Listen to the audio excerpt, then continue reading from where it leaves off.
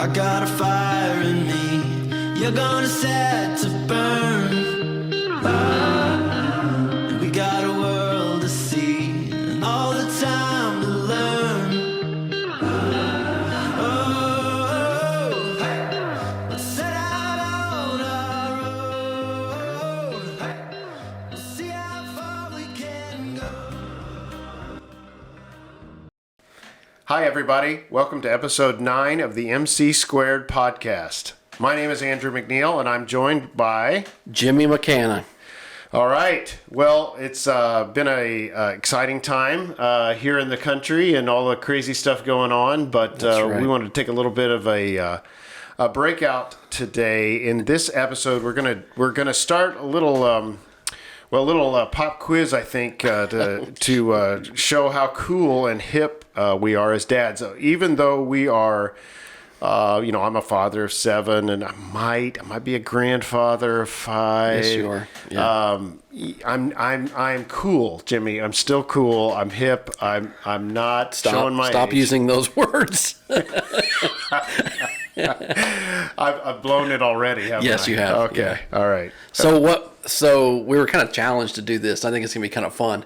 So we found an article from early 2023, and it is the top 10 American slang words in 2023.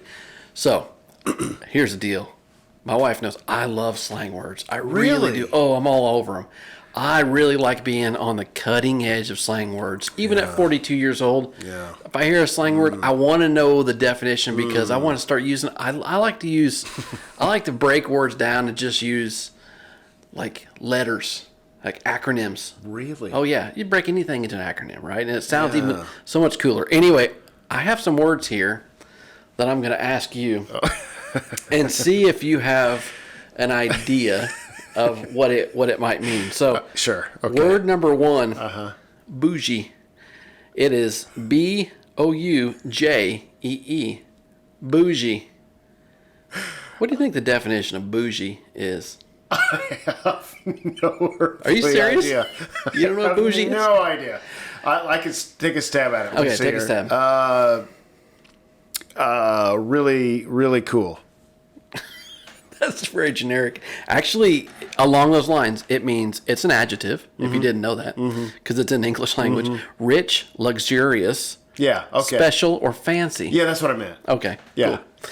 So, I come from the era where cool covered just about everything. yeah, it might actually cover the majority of these, but it's so much, but if it's bougie, it's like top of the line. That's the way I would see it. All right. Okay, the next one, and this is actually mentioned by your son, bussin', Bussin, with an exclamation point after, not bussing, bussin'.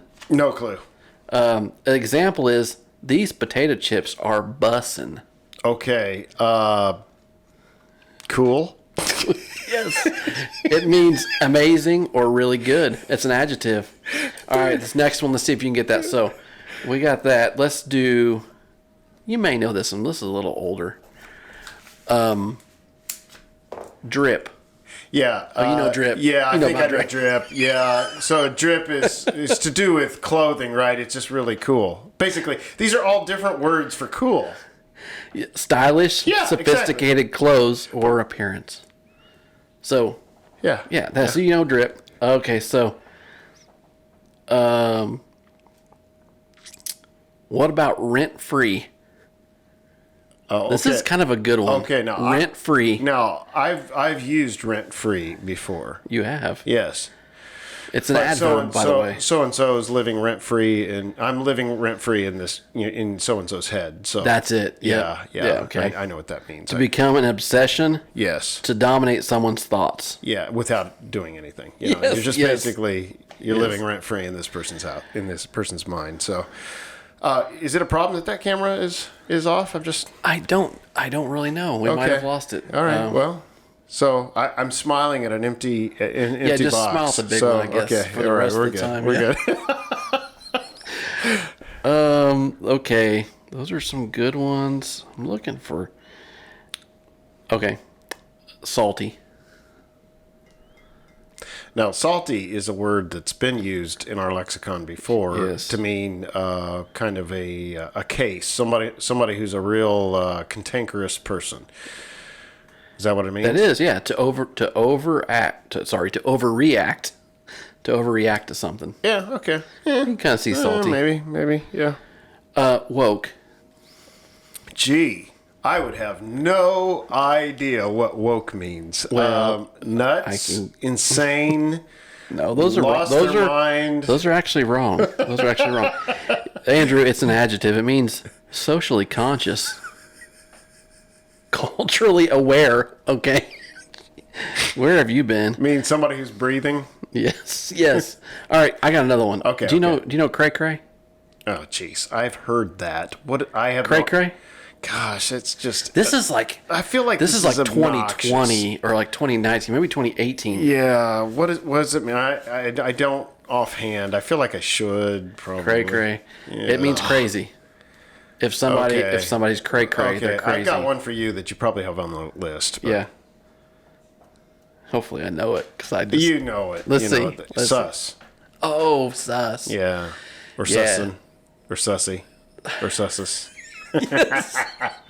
So, this is what I like about slang because Okay, it's just a cool way to shorten a word. I know. Suspect. Yeah, exactly. If something is sus, it's very suspect. Yeah. So instead of saying like we're eating at taco casita, which I don't mind eating there, Wow, but you could that say is sus.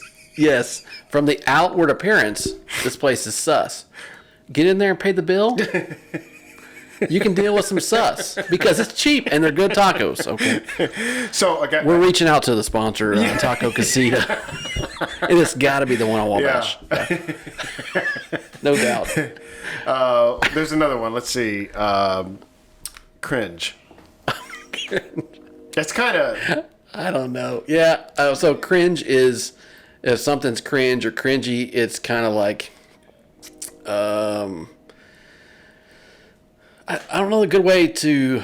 It's just cringy. I just call it cringy. Yeah, It's just like something that's not cool. That's a little bit like, what are you doing that? Like if somebody shows up to the dance and like something that's not bougie, they're cringe. Very nice. Yeah. Very So nice. if it's not bougie, it's probably on the Yeah, cringe side. Yeah. All right. So let me ask you this: we should actually have had one of our kids in here to ask this I know, question. yeah. But so, say your parent is using these words. Are these words then considered not cool anymore? No, I think that we have to drop them at really at just like a random moment. Really? Just be having a conversation and just let talk it about. out. I was talking to this guy at work, and this guy's real sus, and just keep going. Yeah. Just bring it Yeah. into your normal Right. language with your children. But what do they think of that when they hear that come out of their parent's mouth? I think as long as you don't do it like Like he I looked do it. real bougie today. I think if you just keep it flowing with Okay. Yeah. I mean that's just my take. Okay. It's not a hot take. This may It's my surprise you, but I've never been accused of being all that cool by my kids. take. Oh, really? I know. It's really hard to believe. Well, you probably need to study these words. Yeah. Find a way to work. I feel like I was kind of born old. Oh, that's too bad. And I feel like I can't let go of my youth. And that's why I like. That's why I like slang words. That's why we work well That's together. why I like slang words. Yeah, Yeah. So I think I failed that one. that's okay. Yeah. Oh, you gave me some good ones. That's okay. Yeah. I You feel know. like those are probably all 2019, 2018. Yeah, They're a they're little old, but Pre-vid. Yeah. Pre-vid. oh my gosh. You got to wonder what language is going to be like in 20 years, 10, 15 years. It's just like we're cutting off more and more actual words. Yeah. And I mean, we're all going to be emojis. I mean, that's all it's I'd be really interested to see if you write bougie in your phone, if it'll even spell check you. I mean, if our phones are actually smarter than we are now, it may not even spell check you if you spell it right. There was one that came up, a slang word in my time which was the 80s. Okay. You know, and the 80s were a great decade. I will admit that. Big hair. The guys walked around with high tops that we didn't tie. A comb, usually in our back pocket or in the high top itself. Mm-hmm. You know, the jeans, the apparel was a little sus. See, that's how you do it. Just threw it in there. Yeah, worked it in. And but overall, we were super cool. I had a mullet. Moving into the 90s. My wife's favorite decade is the 90s. She feels like it was the most normal. There wasn't a whole lot normal with the 80s, but what's surprising is the style now is it's kind of incorporating a lot of the 80s clothing. Yeah, it is. And I realized that how little I like the 80s clothing, actually. Yeah, it was not good the first time around. No, it really wasn't. So, any slangs from the 80s? Slang from the 80s? There was a word off the top of my head. I had totally forgotten about it, and I can't remember it right now. But it came up in a conversation. I'm like, oh my gosh, I can't believe we said that word. But it's just goofy. Okay, so I remember back. I was born in '81. Okay. So I didn't get the 80s, but the 90s. So late 90s, early 2000s, tight. Yeah. Tight. That's it. But I do believe like the 70s, 80s they used what's called skin tight. So if something was skin tight, Yeah. that's as good as it gets. That's bougie. That's the 70s version of bougie. Something's skin tight. There's a word they use, and they probably still do. I lived in Maine for 3 years growing up. And there's a word up there, wicked. Everything's wicked. Oh, wicked. And I feel like they still do. I feel like it's not one of those that's gone away. Everything's wicked this, wicked that, or whatever. Now, I could be totally wrong, but at the time, that was the word. So it's funny, the lexicon. I think wicked's come back. Yeah. Yeah, I think it has. Yeah. Wicked good. Well, that's a lot of fun. So, I'd like to follow up with our last podcast and talk maybe in a serious way about... let's get serious. Well, I don't have to get too serious, but just a little bit of a deeper discussion of what's been called Christian nationalism. I don't like the term. I think we talked about that last time. Mm-hmm. I think it's been subverted or coined by folks that can't stand Make America Great Again. Let's just be honest. They don't like that phrasing, Make America Great Again. And then when elements of the church have gotten involved in that and believe in that and pray for it and want to see America basically emulate Christian principles in society and as a culture, there's an element of the church which is just stunning. Pastors and leaders, and they just rip this stuff. The idea that we should want to see America be a Christian nation. Mm. And I think that I have seen, we talked a little bit about straw men last time, and I think I'm not going to mess with that. It's frustrating and aggravating when I hear somebody do that. So that you've heard pastors and leaders say things like, they want us to declare the nation as a Christian nation or a theocracy or and they know that's not true. That's the problem is the people accusing us of that, they know that's not true. So they set up this really ridiculous argument, and then you have to spend time defending it. But I think what I would like to just briefly talk about quickly is what is the role, Jimmy, of the church in a nation? Let's leave America out of it. What's the role? What kind of a role should the church have in civil matters, in education, in cultural matters such as music, entertainment, what people listen to, just general morals? Yeah. What role should the church have in influencing and wanting to influence, that sort of thing in a nation? Yeah, I mean, I think it's kind of along those lines. I think it's really where you put your trust and where you put your faith in. Is it in government, or is it in? I mean, in our case, Jesus and Right, being Christian. right. So I think it's really interesting to look back, and I'm not a great biblical theologian, but I thought it was really interesting. I was listening to something this morning, and it was really early in Matthew, and it was very specific to the fact that when Herod was trying to come after Joseph and Mary, and he sent the Magi out. But the interesting thing is that the Magi, so Herod was a leader Right. of Israel at the Yeah, time. yeah. Yeah. So obviously, to be a leader of Israel, you got to know your stuff, right? Right. You should at least. Right. It says in there that he didn't know the scriptures and what Isaiah said. Right. He actually went to the Magi actually knew that, and they're the ones that came and told him. So isn't that really interesting that the government doesn't really even understand it? Yeah. And I think it played itself over and over and over again throughout the Bible, where there was a huge reliance on government and rulers and all these different things, and then it crumbled. Yeah. And then it happened again, and then it crumbled. And then when Jesus came, and when he walked here and he represented God perfectly, he really wasn't really involved with the political side, and the political side hated him Right. almost. And so I just think there's a big split maybe even in the church, Andrew, and you probably understand this a little more than I do, but Old Testament versus New Testament. Right. I mean, you can take those different things from the Old Testament, and I mean, they line up really well with laws.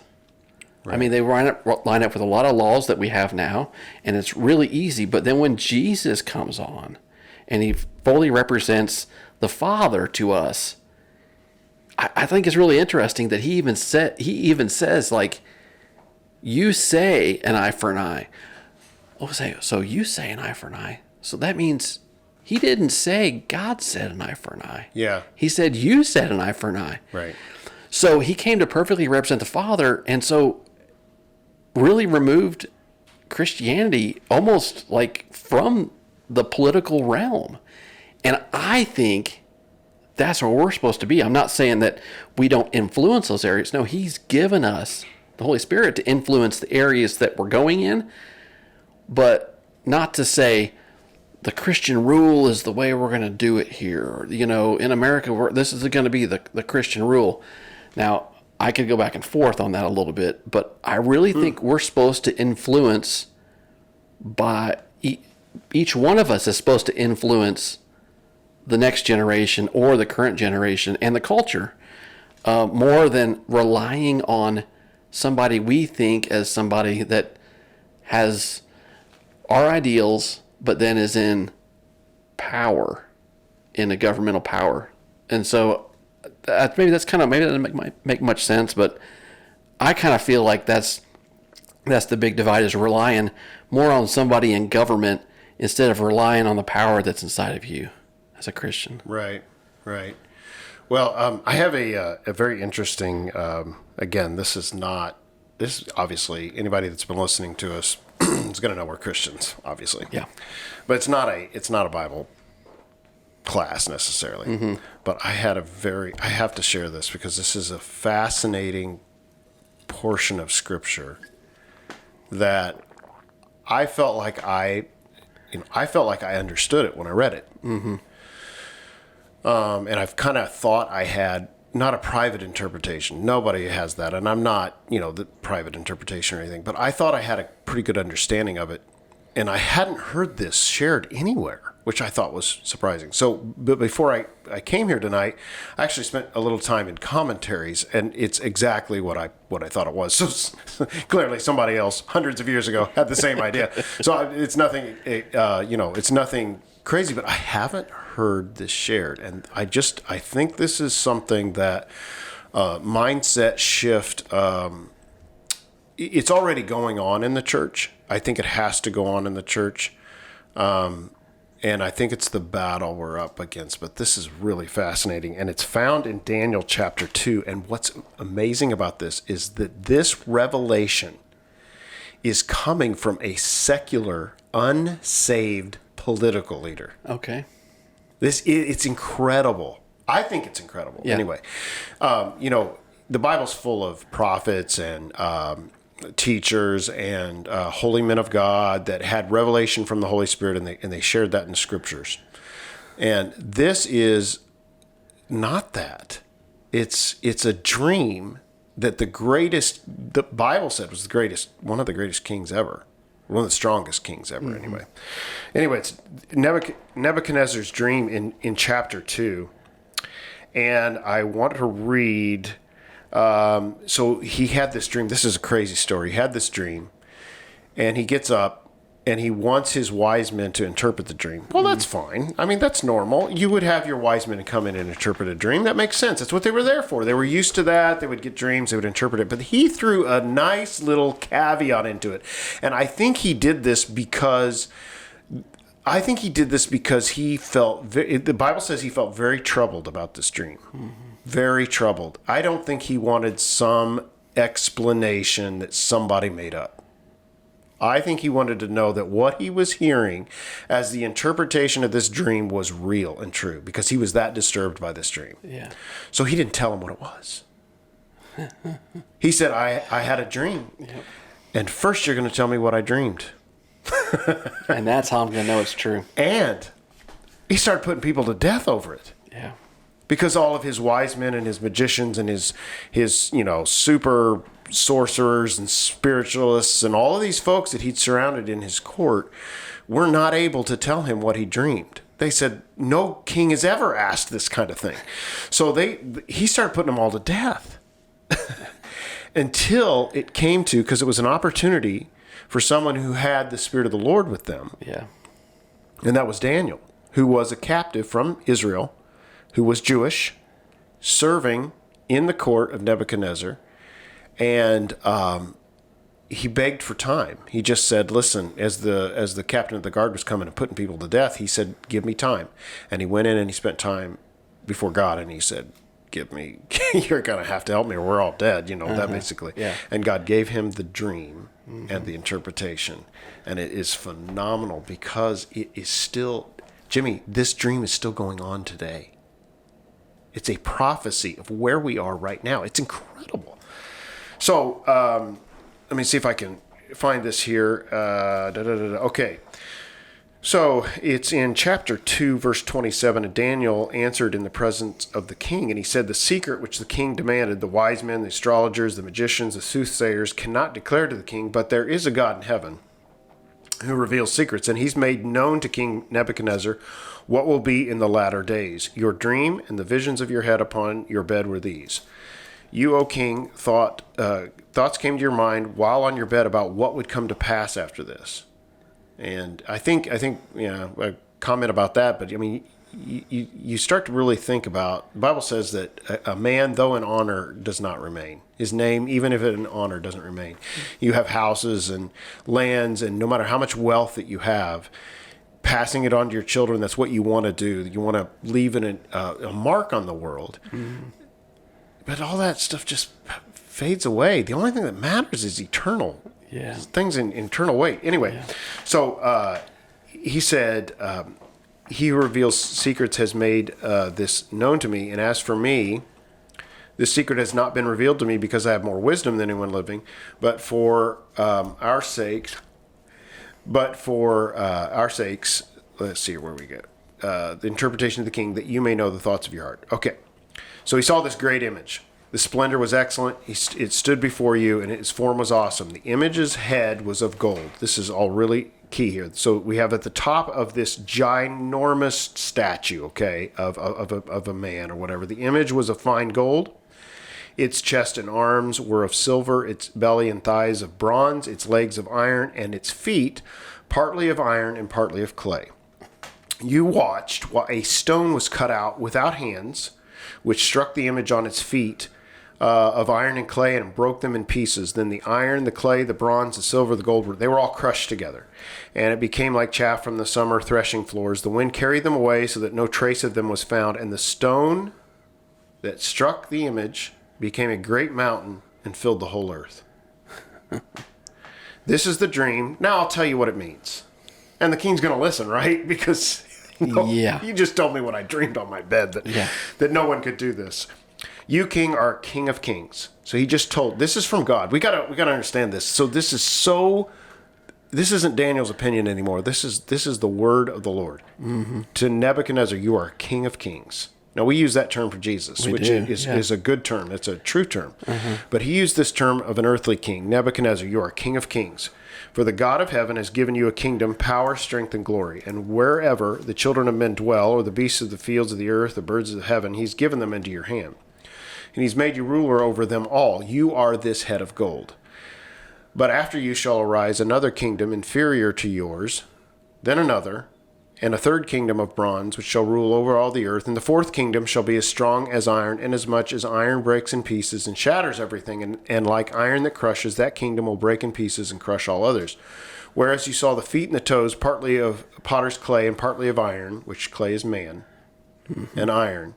The kingdom shall be divided, yet the strength of the iron shall be in it, just as you saw the iron mixed with ceramic clay. Blah, blah, blah. As you saw, and in the days of these kings.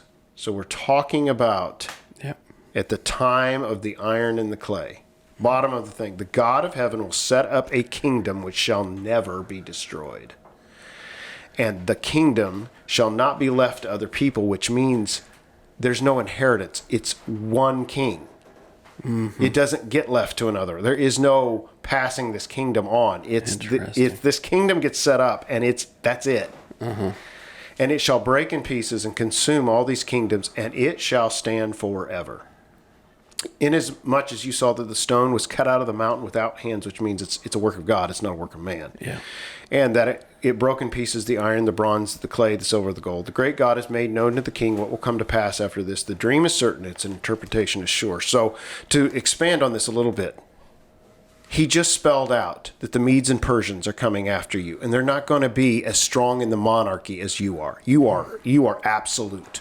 Mm-hmm. I mean, his word didn't matter. His word ruled them all. Mm-hmm. You deal with the Medes and the Persians, and this is the example where it's still very powerful, but they were ruled by governors over different lands, and the king made a law that basically trapped the same Daniel, because it was his successor in the Medes and the Persians that threw Daniel into the lion's den that we all talk about, the lion's den. Well, it was because the king had to follow the law. His word wasn't as absolute as Nebuchadnezzar's. His was less. You see the breakdown of the monarchy. So it goes from gold standard all the way down, and it gets down to Greece, which was a huge kingdom, and it was great, but it was a powerful kingdom, but it was broken up as well. It wasn't as strong in the monarchy until the iron and the clay, which is the Roman Empire, which had the Senate, was very much a republic. And even though they had an emperor, which moved on to despotic, whatever, it was emperor, which is the iron, and in the clay, which is the representative or republic or whatever it is, democracy, if you will, where it was combined. And the strength of it though was in the emperor. It was in the days of the Roman Empire that Jesus came, set up his kingdom. Mm-hmm. And Jesus said, what did he tell his disciples to do the whole time he's there? Go out and preach what the kingdom of heaven is at hand. Yes. So this is still going on today. And if you look at that, we've not ever had a kingdom like those kingdoms again, and never will. Yeah. And I've always kind of felt like even World War II, where you had this Hitler raise himself up in this most evil way, that it was God's kingdom, the influence of God's kingdom, that raised the rest of the world up to do God's will and to end that evil. Mm-hmm. So there is a whole segment of the church that hates that.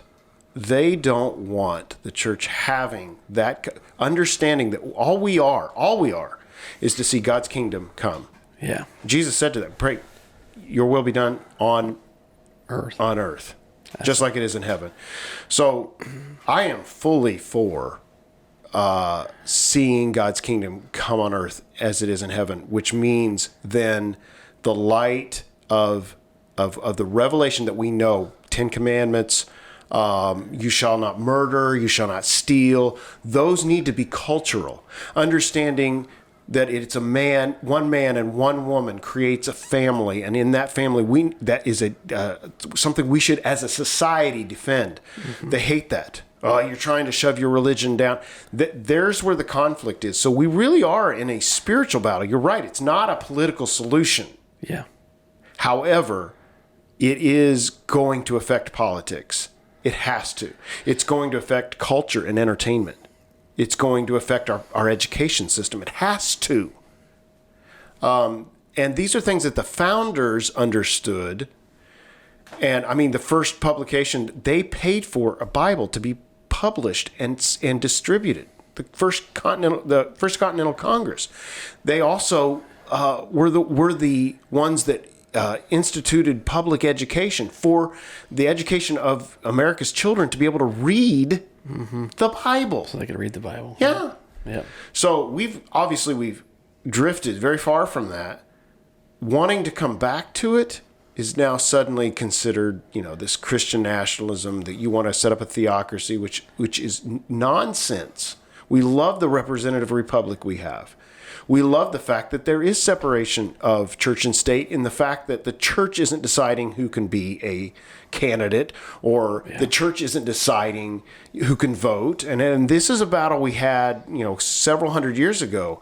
But it is not, Jimmy, it's just not the concept that we understand today, where Christianity isn't to be in the public square. That is just, it's the exact opposite of that. So. Well, that was awesome. That's good interpretation of that story, for sure. And how it's continued. I was just happy that I found it in a mainstream biblical commentary. Oh, yeah. There's a lot of those out there. A lot of people have commentary. Yeah. Awesome. Well, that's all we had for this episode, folks. Yeah. And very pleased with all the responses we're getting. We really appreciate it. If you want to reach out, you've got a question or comment. Obviously, this subject that we've talked about a little bit in the last episode, and then in episode 9, it's a hot topic right now, and folks have all kinds of different opinions, and we'd love to hear that. So if you want to send us an email at themcsquaredpodcast@gmail.com. Yes, themcsquaredpodcast@gmail.com, and you can comment into any of our social media. We have Instagram now. Obviously going to post these on YouTube. You can comment things in there. I'll tell you, there is a lot of information out there about Christian nationalism, but it's all over the place. You might want to filter what you read. Yeah, you may want to filter. Make sure you get plenty of sources. We appreciate you being here, though, with us, Absolutely. Listening to us, making it to the end. We're still waiting on Taco Casita for this sponsorship. If they want to send over a box of 10 tacos, we won't call them sus anymore. Just from the outside. I'm going to use that word next week. There you go. So, awesome. Well, thanks, Andrew. It's been great. You too, Jimmy. All right. We'll see you next time. See you, everybody. I got a fire in me. You're gonna set to burn.